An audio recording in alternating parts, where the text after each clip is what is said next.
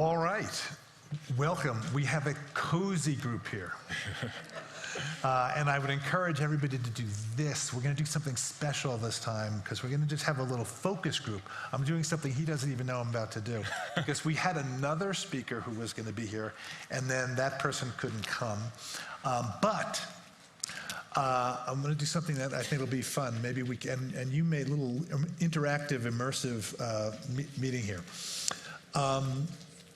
This is David Feigenbaum. I'm John LaPook, Dr. John LaPook. I'm the chief medical correspondent for CBS News, and so I do stuff for 60 Minutes and CBS Sunday Morning and the evening, all the different platforms. I'm also a professor of medicine at NYU Langone Health, internal medicine and GI. I practice, and I also I came over from, I was at Columbia 37 years, and every 37 years, like clockwork, I switch institutions. And so 10 years ago, I came over to NYU to form something called the Empathy Project. And the idea is to use Hollywood quality short films to teach clinicians in training and other people to be more empathetic, sensitive, and competent, and then to empower patients to demand that. And 10 years, fade out, fade in, we're now sort of all over the place. We have curricula. We just started a Center for Empathy in Medicine. And the reason why I'm going in a little deep on that is that it's going to be very relevant to my discussion today with David. And David, why don't you introduce yourself? Sure. Thanks so much, John. So my name is David Feigenbaum. I'm a physician scientist at the University of Pennsylvania. I'm the co-founder of the Castleman Disease Collaborative Network, and then most recently, co-founder of Every Cure, a nonprofit organization that's on a mission to unlock hidden cures, drugs that are in your pharmacy shelf that could be treatments for you or someone you love that we just haven't unlocked yet.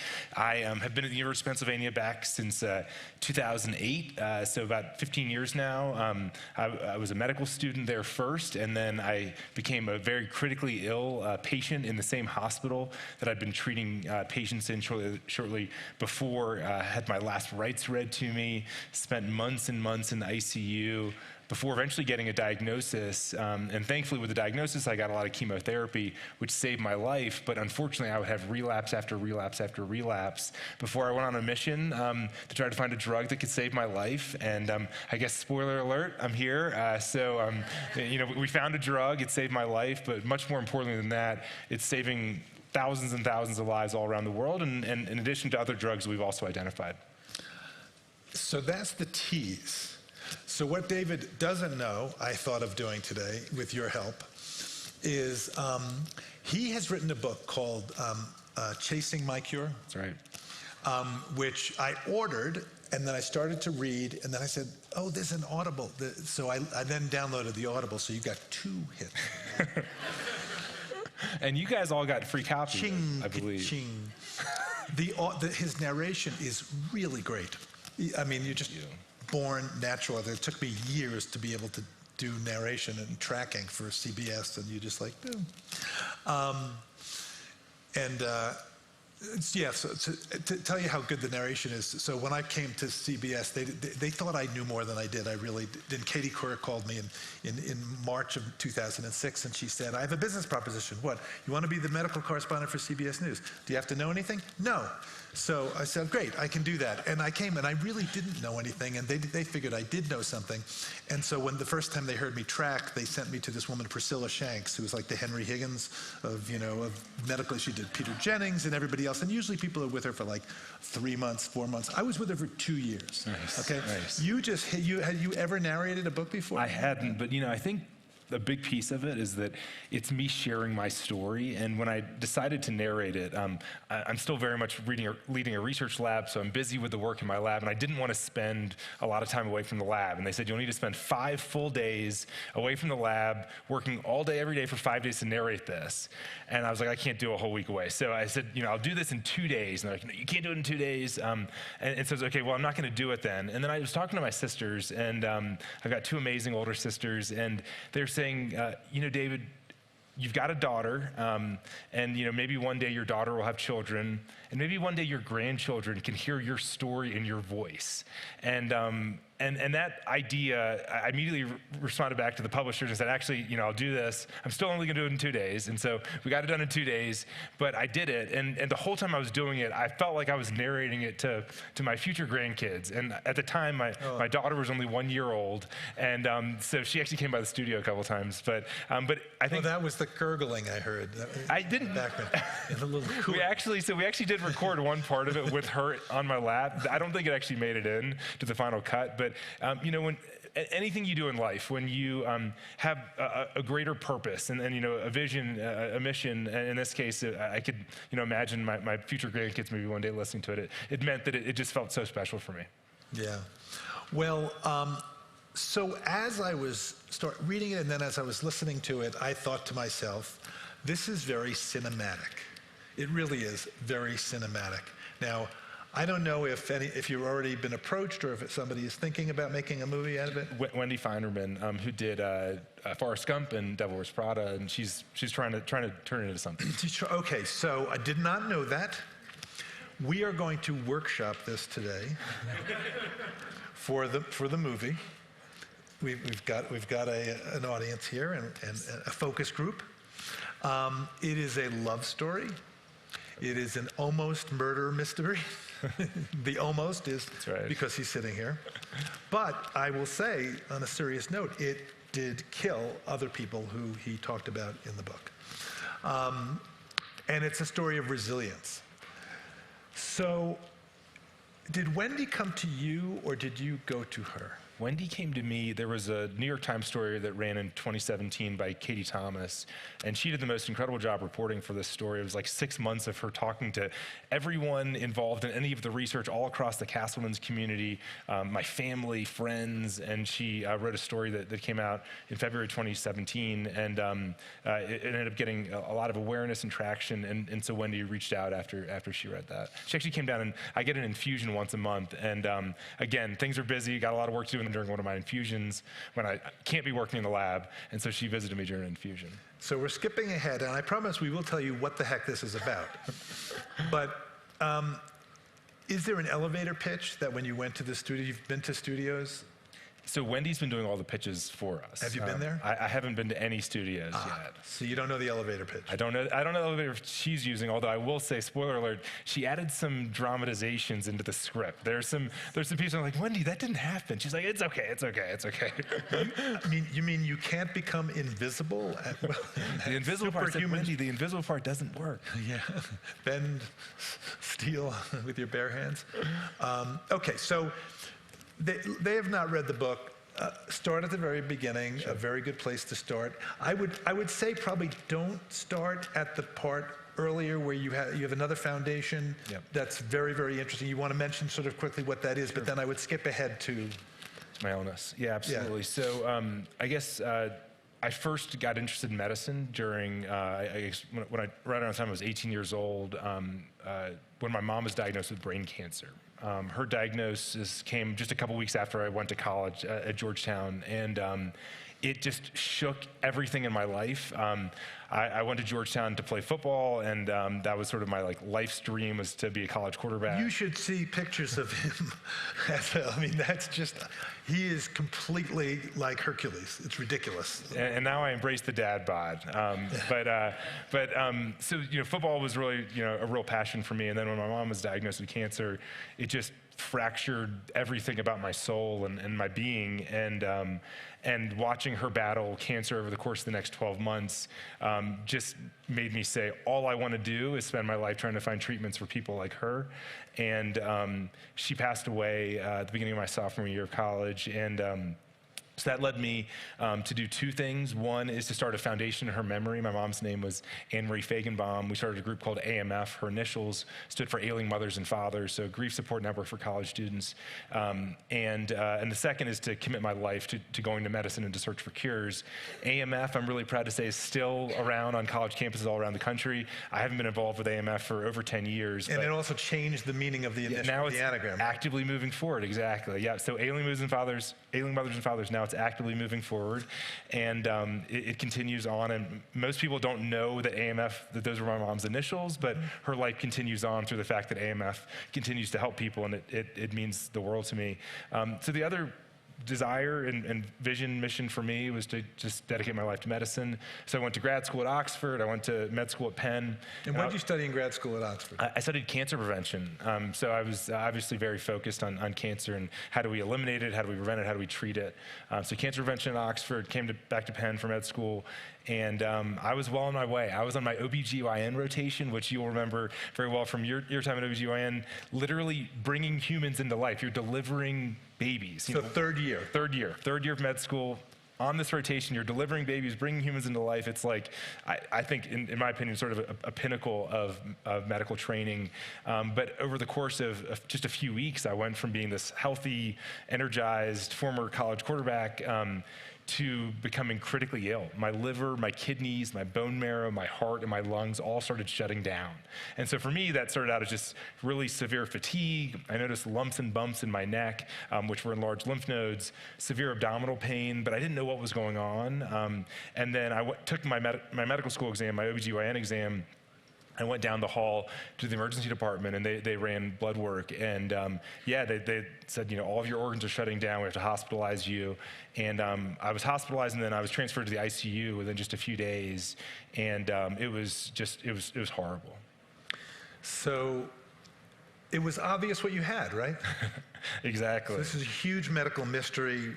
Without going too much of a deep dive and lose everybody, didn't know what it was. That's right. So bring us forward now from there. Like, how did it suddenly, this very cloudy and frightening scenario, how did it then start to coalesce and then bring in the love story? Yeah, so over the course of about 11 weeks, I got more and more sick. Again, in the ICU, I had a retinal hemorrhage that made me temporarily blind in my left eye, gained about 70 pounds of fluid because my liver and my kidneys weren't working, and was unconscious for most of that time. Kept getting more and more and more sick. Eventually, at about 11 weeks into it, my doctors told my family, David's not going to make it, say goodbye. And a priest came in and read me my last rites when I was 25 years old. And what was that like? Because you didn't go into, you just said it happened in the book, but I was thinking, I was starting to sort of, what was that like?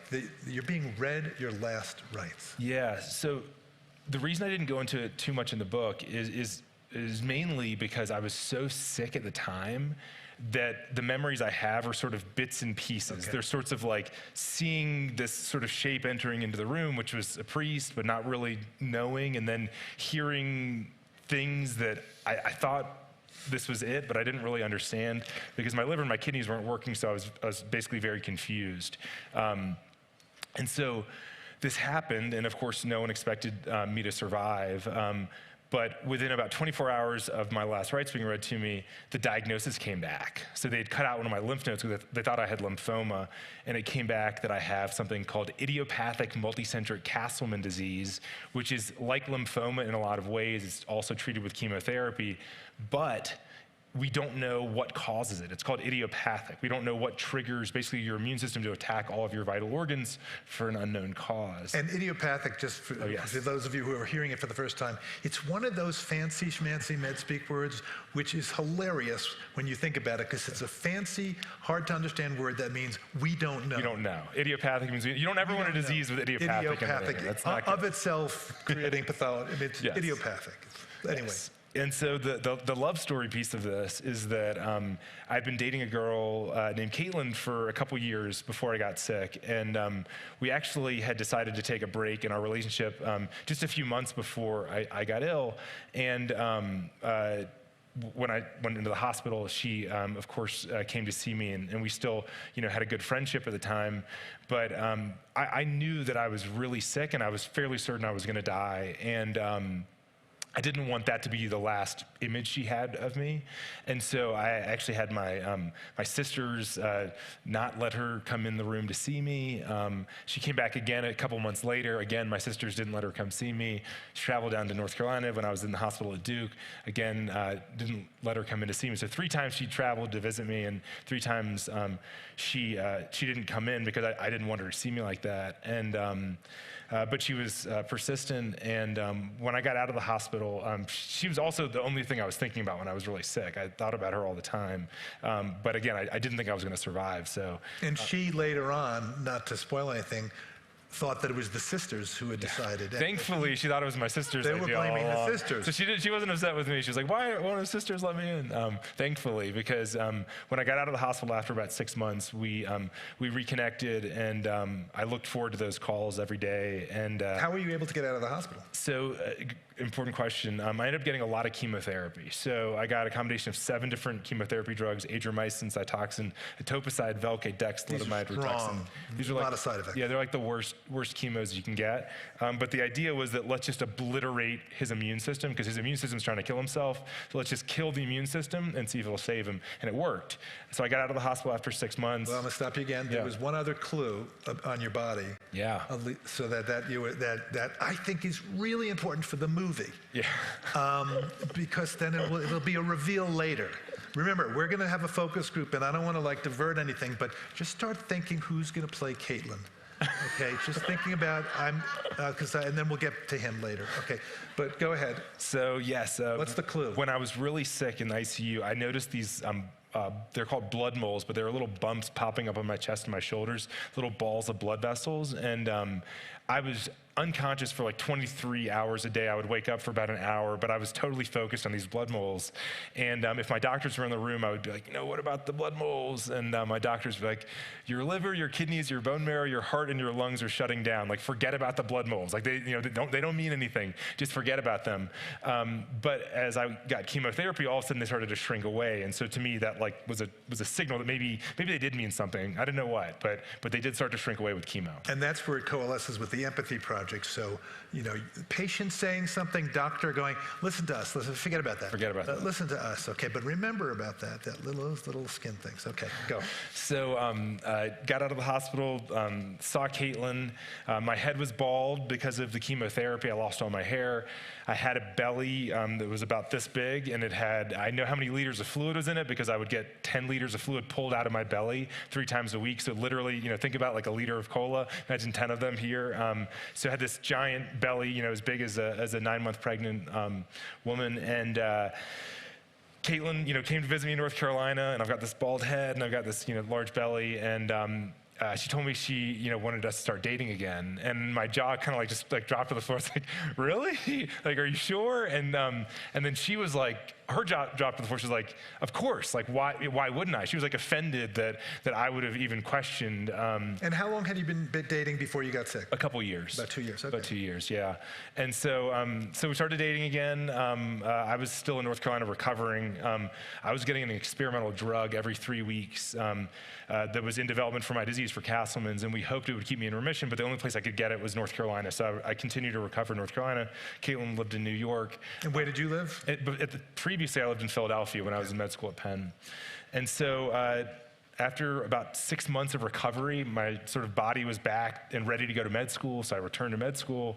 I did about 6 months of rotations, and I was so happy to be back, back on the horse, on my dream to treat patients and to cure diseases. Caitlin and I spent a lot of time together, and then I relapsed, a full relapse on this experimental drug. And what was so difficult about that relapse was that I was on the drug that was supposed to be the cure. I was so hopeful, like, this is it. I prayed for this for my mom, and we never found it. It didn't emerge for her. We prayed for it for me, and here it is. Like, this is the drug. And unfortunately, I relapsed on it. So I was back in the ICU, all my organs shutting down, needed chemotherapy again, and Caitlin by my side the whole time. This time I didn't tell her she couldn't come in the room.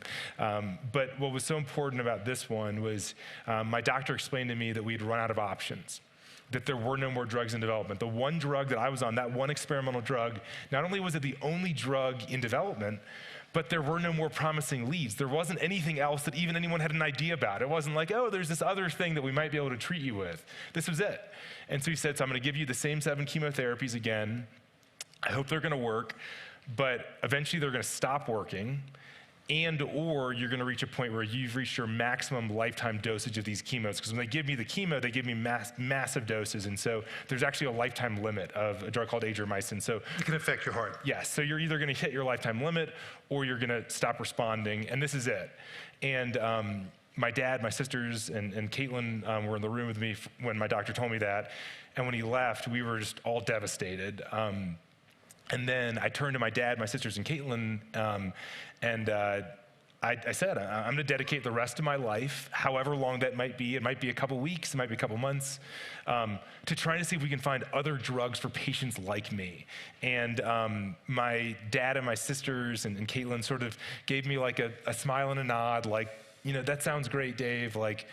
But I don't think any of us thought that there was even a remote chance that we would find something. How many sisters do you have? 2 older sisters. 2 older. So you were their baby brother. I'm the baby brother, yeah. And at this point, had you just made it into 4th year, or you had? I was, just making it. Just making it 4th year. 1 more year till he could become a doctor. Okay. That's right, exactly. And so, got out of the hospital thanks to chemo, and this is when I started trying to understand, well, how does rare disease research happen? Like, what do people normally do if they want to cure a rare disease? And I learned that there were massive problems all throughout the system.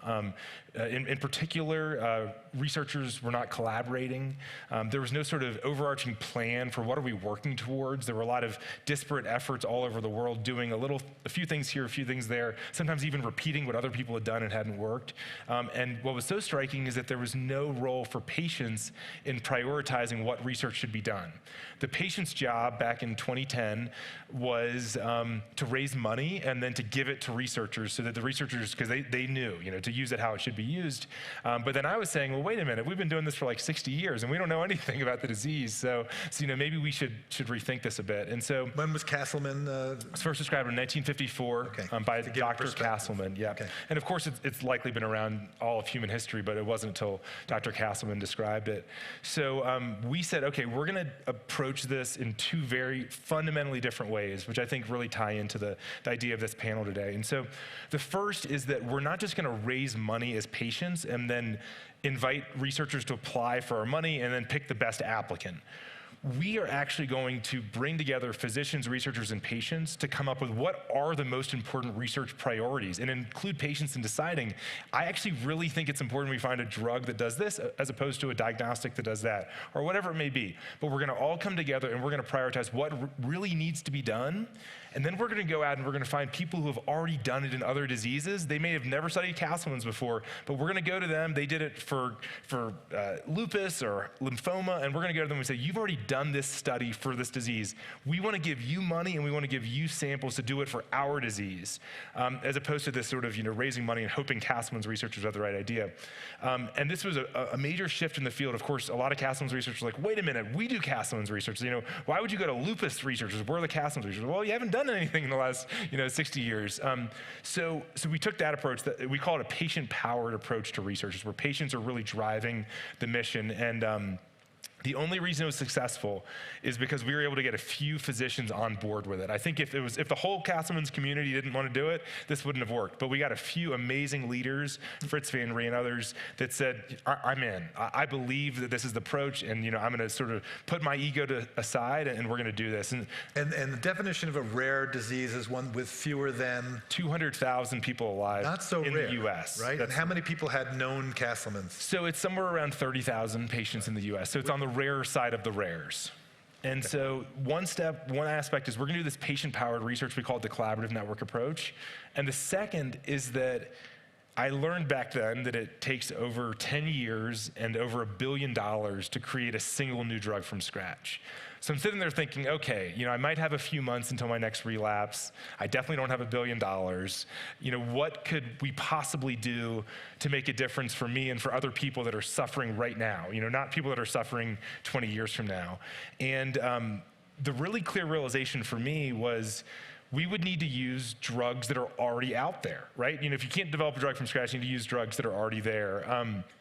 And so the mission for me became, let's figure out what's going on in my disease and then we could see, is there a drug that's already FDA approved for something else that maybe affects that thing in my disease, and we could try it on me. And just again, to put it, to give you sort of something to picture in your mind's eye, imagine going into your garage and there's a workshop there, and you've got to fix something, and there's 8,000 tools, and you're looking for the keel grommet, or so I don't even know which one is going to help fix the thing that I'm trying to fix, right? Yes. And in medicine, and I'll let you explain this, there are, and you do it beautifully in the book, but there are chromosomes, and we have 3 billion. Talk about about these pathways that are the sort of the secret to figuring out how diseases work. Absolutely. Or at least insight into how diseases work. Absolutely. So we really didn't understand what was happening in Castleman's back then. We knew the immune system was attacking your organs. We didn't know why.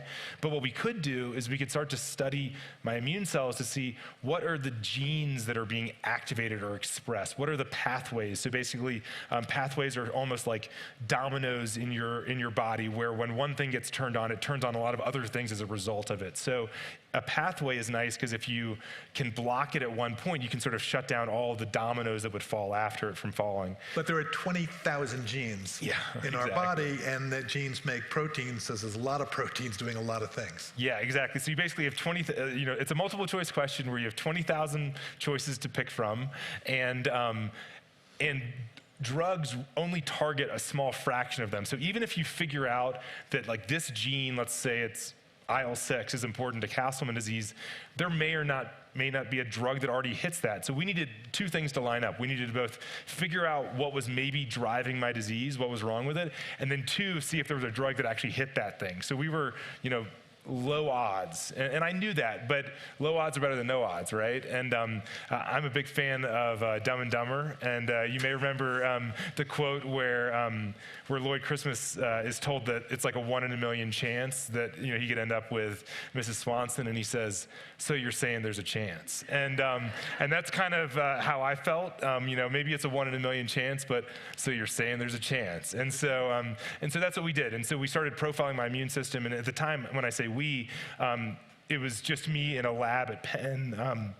A researcher at Penn gave me some space in her pulmonology lab, and we wrote up a protocol so we could do it in an ethical way. And I started performing experiments on my immune cells, and then I relapsed again, despite the fact that I was now getting weekly chemotherapy at the time. We thought maybe chemo, if I gave it to me weekly, it would prevent a relapse, and I still relapsed. And I had worked for a whole year. I'd been profiling my samples, and I didn't have anything. And I thought that I failed, and that was my only chance, and spent a month in the ICU. The combination of 7 chemotherapies worked again, just barely, so I got out of the ICU. But what was different about this time is I'd been storing all my blood samples in the weeks leading up to that ICU stay. Key. Yes, and I'd been putting them in the freezer, not my home freezer, freezer in the lab. And so now all of a sudden I had a bunch of samples that I could go back to in the lab. And I went back to them, and now you had like the disease sort of like caught. You use the sort of murder analogy, right? You're like sort of catching it in the act, right? What's it doing to you? And now you have these snapshots of it in the lab. And so what I found from it was that this one part of the immune system, it's a communication line. It's ways that immune cells communicate with one another, was turned into overdrive. And what was so exciting about that is that there's a drug that blocks it. It's called sirolimus, and it's an mTOR inhibitor. It turns off this pathway that was in overdrive. And I remember seeing this result and just being like so excited. And of course, no guarantees. A lot of times in medicine, we find things that we think are going to work and they don't work. But I was so excited. And I got in a car and I drove down to DC, and I met with a doctor at NIH, and I showed the results to him. And he said, "Well, you don't really have any other options, and so I think we should try this." And he wrote a prescription, and I started taking it. And but I'm going to stop you there, right? It inhibits 2 pathways, right? Yes. So yes, and you're going to go back to exactly I know where you're going. So it inhibits 2 things. One is mTOR, and the other is something called VEGF, which causes blood vessels to grow. And so if you remember back to the blood vessels on the skin that John had mentioned earlier, that was another really important clue. And it's because every time I relapsed, these blood vessels grew all over my skin, like they'd pop up everywhere. And then every time I got better, they'd shrink. And so that was sort of this like clinical confirmation, or at least a clinical inference that maybe mTOR really is a problem. And so it's not only is it causing things within my immune system, it's causing more blood vessel growth. And so that really did help me feel like I want to hit this. And so we really hit it hard with this mTOR inhibitor. And yeah, July 5th will mark 9.5 years that I've been in remission on this drug. How incredible.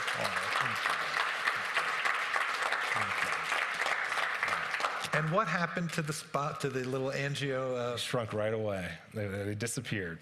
So isn't that amazing? I mean, normally you have to follow blood tests, but you could actually follow it on your body. Yeah, actually, every day. So they shrunk back. They're basically against my skin. But every day when I get up and get ready to take a shower, I put my fingers on my blood moles and I check these blood moles and make sure they're about the same size they were yesterday. And then I go on with my day. Now, before everybody goes to Dr. Google or Dr. AI, there are very common things called cherry angiomata, which are on a lot of people's bodies, which are tiny little blood vessels that are in little balls, and it's very common, and if you have no other symptoms, forget about it, okay?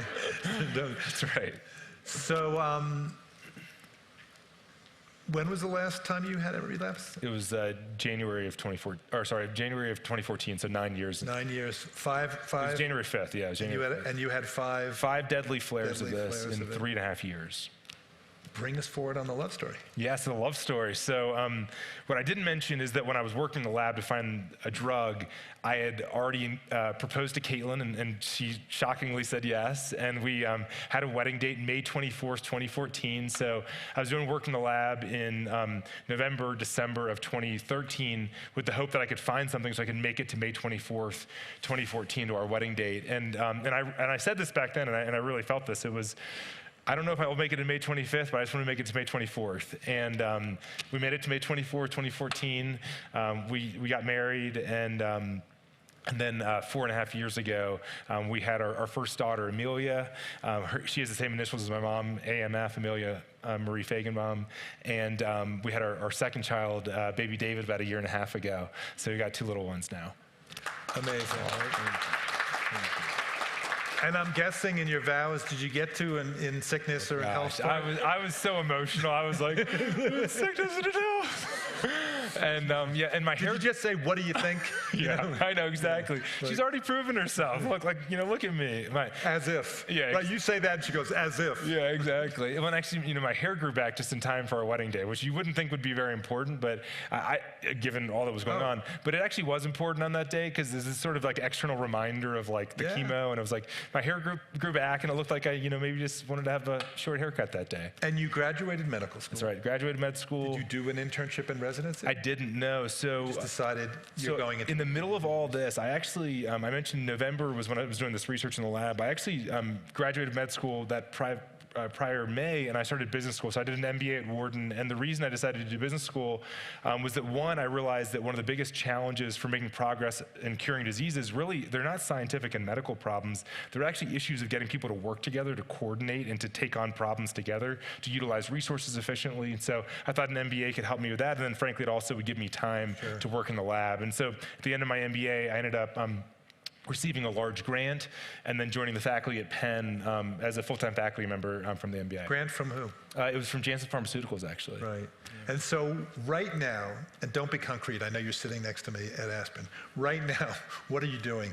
Yeah, so, well, gosh, it's hard for me not to get too concrete. So, no, I mean, in other words, like. Oh, not. In other words, sorry, I want to give you. I don't want you to drill down into right now. Yes. I mean, right now.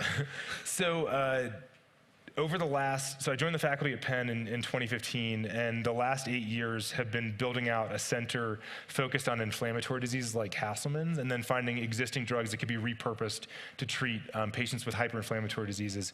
Since the discovery for me, and we've given that drug to patients all over the world, we've identified 15 additional drugs that could be repurposed and used in diseases they were not intended for.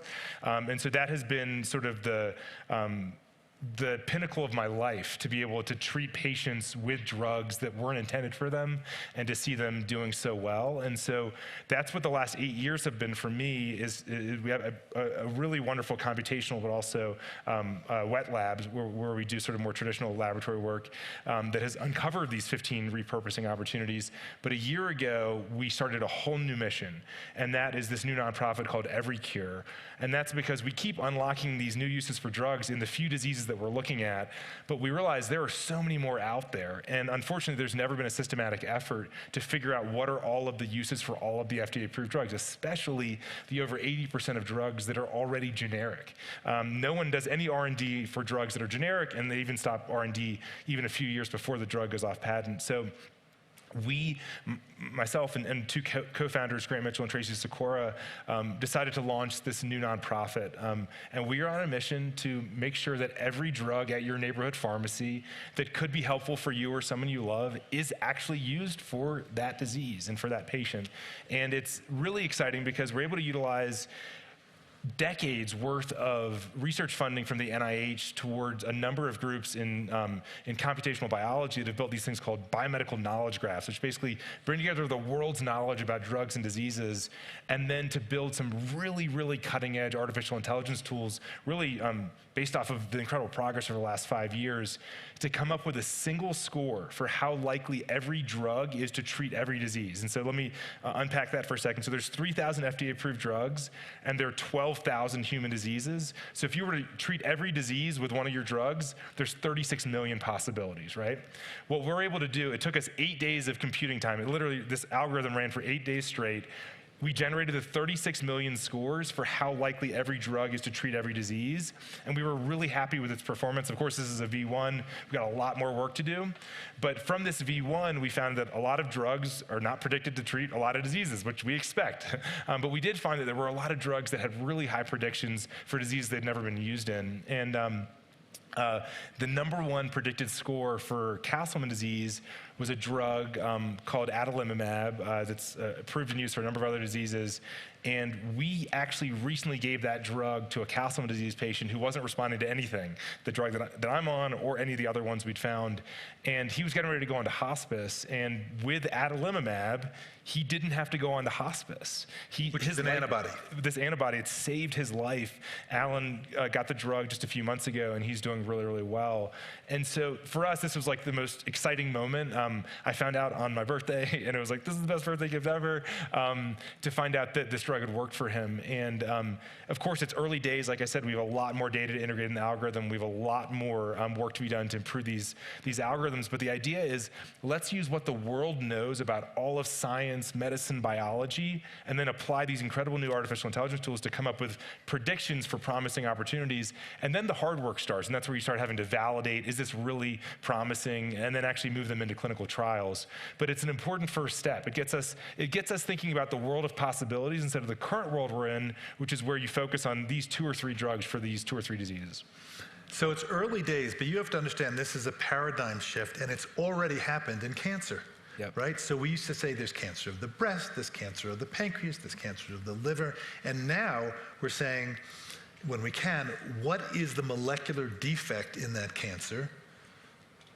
And oh, that's also in a certain type of lung cancer. Let's try that same drug. And there's a lot of success. And it's just a different way of thinking. It's really exciting. So he's saying it's early days, but it's really, there's just a lot of momentum around this approach. How far are you with Wendy? I mean, Yeah, so Wendy put together, I don't know the term for it, but basically a narrative for the movie and how it comes together. And like I said, there's like a couple of dramatic pieces in there. And you have a studio who's bought it? No studio's bought it yet. Do you have a star attached? No star yet. Do you have an idea of who you'd like to play you? As long as it's not Andy Samberg. That's the only, I think there's a lot of resemblance with Andy Samberg, but I don't know. He could be a serious... I'm really hoping it's not him. That's just how I feel. How about the female lead? You know, we need to put more thought into it. I think Caitlin, who did Caitlin say? I think Caitlin said maybe Kristen Bell. I feel like that would be pretty great. Yeah, I've seen a picture. That's a good thought. She's a wonderful actress. It's pretty cool. Well, you're kind of flying blind here. You haven't seen a picture of Caitlin, and But I'm going to use this. We have 11 minutes and 30 seconds left, and I want to hear the focus group. So who thinks, show of hands, that they'd go see this movie? No pressure. Every hand went up. Okay, so Hollywood, every hand. This is your focus. That's right. This is your focus group. Okay. We're going to fill an entire theater. That's what we're going to do. Let's One pass theater. the mic around, and there must be questions, and there must be suggestions about who's going to play you. I like it. Where's the mic? And yeah, right over here up front. So, and we have 2 people up front, so that's perfect because then less distance to travel with the mic. Hi. Could you say your name first and where you're from? I'm Hiram Munoz. I'm Hiram Munoz. I'm with Mount Sinai. So my question is, you talked a lot about how one of the main issues is lack of communication between various aspects. Yes. And I just wanted to know, what were your methods of going about breaking down those breakdowns in communication, and how did you connect all of these various aspects to really get to where you are now? Great question. So we took some really simple, clear steps early on where we learned that the only time doctors and researchers were talking was once a year at this one meeting called the American Society of Hematology, and then they would wait another year to talk again. And so, or they would write a paper and then sort of read the paper but never talk to the author. And so we set up a simple discussion board, and we actually just invited them all to the discussion board and started posting questions and comments, and they started responding to them. So that was a really simple thing we did. And then we started holding consistent phone calls. This was in the pre-Zoom era, but I think we used WebEx. So just connecting people in simple ways. And it didn't require any brilliance. It was literally just, let's get people connecting in between the annual meetings. And then also importantly, it was about understanding what is the current state that we're at as a field? Because, when you've got a bunch of researchers in all parts of the world, they all have sort of a different concept for well, where are the gaps and where do I want to focus my attention? But we put a lot of effort into mapping out, what do we know today and where are the gaps? So that way we're all agreeing on where should we focus our efforts. So, and also, as many, and we'll bring the mic because I think over here there's another question that you probably already know this, that there's a lot of competition between labs. Yes. And it's siloed. A lot of times they don't share tissue specimens. Kathy Giusti with multiple myeloma, yes. Project ALS, other people and other efforts have said, fine, we're going to raise money, but we're not going to give it to you unless you share your data. Yep. And exactly. That's a powerful incentive to cooperate. We have a question over here. Hi, this was excellent. I'm Melanie Igwe. What's your name, please? Melanie Igwe, co-founder and COO for View Health. So one component of my organization is we consolidate longitudinal medical records of autoimmune patients and then map them to clinical trials. Amazing. So as you are identifying these new drugs that can be repurposed, is there also the thought of, now that they're for a new indication, that they will go on patent, or is the reason why you're a nonprofit to ensure that those generic medications can get to people? I have a lot of other questions, but I don't want to tie it up. But yeah, that's my question. Well, thanks so much, Melanie. It sounds like your organization's doing some really cool work. The answer is actually yes to both of your questions. And so and maybe I'll even take a step back and talk about the process. So it's artificial intelligence to come up with scores. It's humans to look at those scores and pick out among the top 100 or 1,000, whatever the number is, which ones look really promising and where's the greatest opportunity to help people. Where's the unmet need among those opportunities?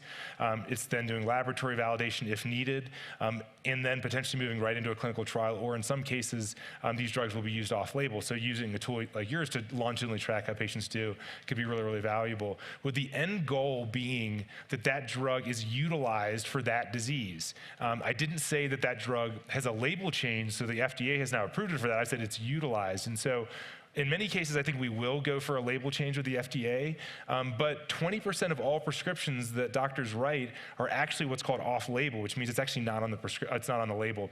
And so in some cases, we likely are going to do a clinical trial that proves that it works, that the drug works, but we may not actually end up submitting for a label change and just going to change clinical practice. And now, so to your question on why are we a nonprofit, well, when we look at all these opportunities for what drug for what disease, where can we help the most people, where can we have the most impact, drug companies, their hands are tied because they can't ask the question, how can I help the most people and have the most impact? It has to be, how can I provide a return to our investors? It just has to, right?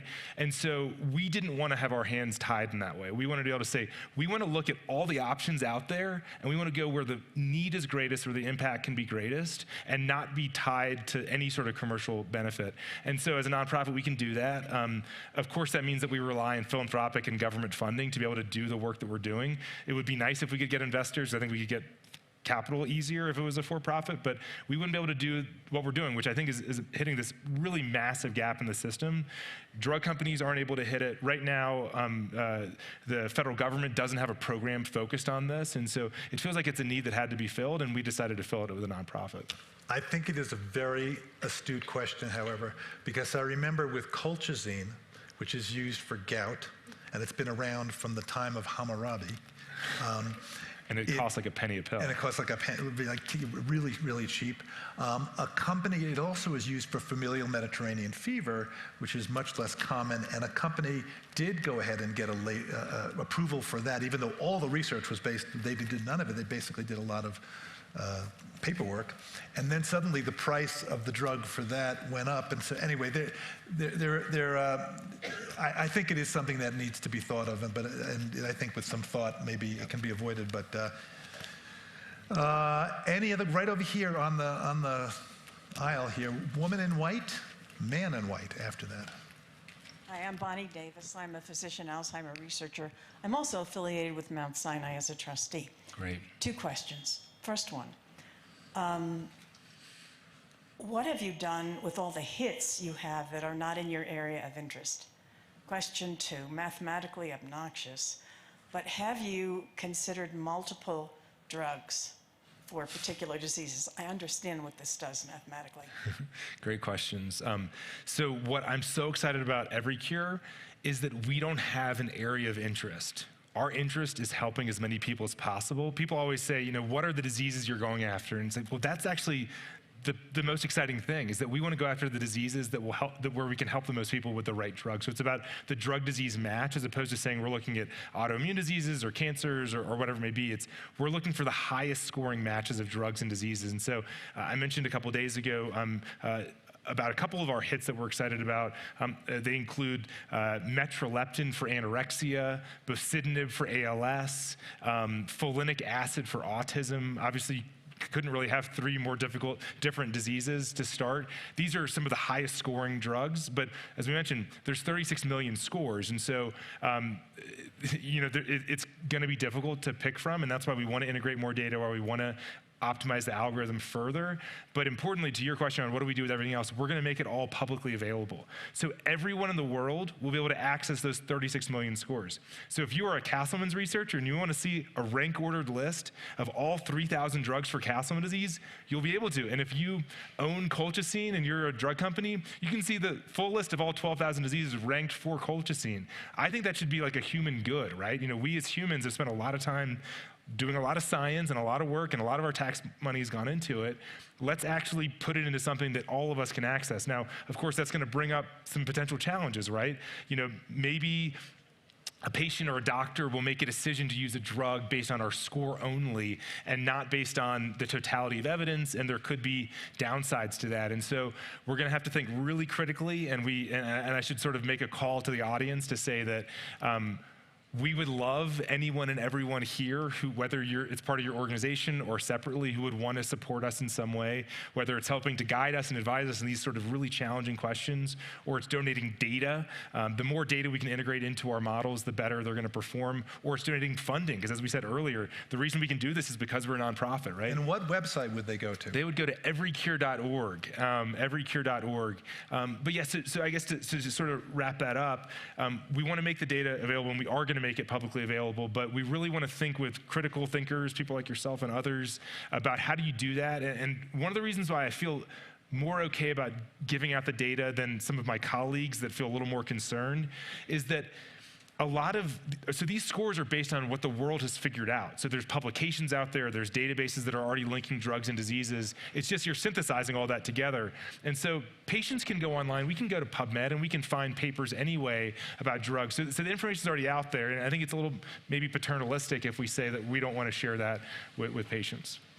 We have 1 minute and 44 seconds, so I have to think question and quick answer or a sum up for you. And I'm going to apologize. I'm going to go for the sum up for you because I wonder what you have learned about resilience through this. So I've learned that resilience is not something, at least in my experience, is not something that I could have done on my own. So I've only been able to be resilient and to be alive and here today because I've had the most incredible, supportive family and friends and colleagues and scientists that have been a part of this with me. And if I was doing this on my own, I frankly wouldn't be here. We wouldn't have made any of the progress. But because I've had this sort of army of people supporting me, I think that is so critical. I think another aspect of resilience is being able to visualize a future that you're working towards. So, whether that was me literally dying in the ICU and trying to visualize what a future could be, and maybe one day I could get married to Caitlin, maybe one day we could have a family, maybe one day I could find drugs for patients like my mom. That vision for the future strengthened my resilience. It strengthened my resolve. And then I think that the last thing that I would say is that you need to also think about it in terms of one day at a time. So you can have this big picture vision, you want to have family and all, and you want to cure these diseases, but it really, for me, was that old adage, take it one day at a time. If someone said you're going to spend 6 months in the ICU, I couldn't have made it, but it was, okay, I'm going to spend today in the ICU, and then tomorrow I'm going to spend tomorrow in the ICU. And the last thing I think I'll say about resilience is that, whether it's that you're fighting a disease and you have to, make it through that, or you're trying to take on a whole new way of doing medicine with something like Every Cure, being able to have that vision for the future, the team beside you, and the one day at a time really can help you get through it. And scene. Thank you very much. Thank you so much, John. Thank you all so much. Oh, thank you. Thank you.